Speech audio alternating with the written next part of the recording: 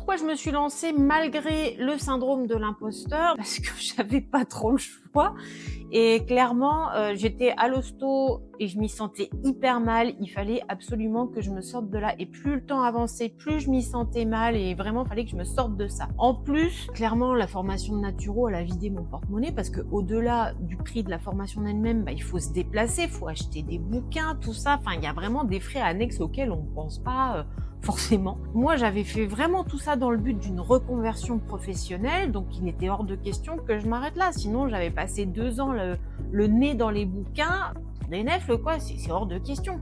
Donc, je me suis lancée quand même, malgré le syndrome de l'imposteur, malgré que je me sentais pas prête, mais je me suis lancée en me cachant les yeux.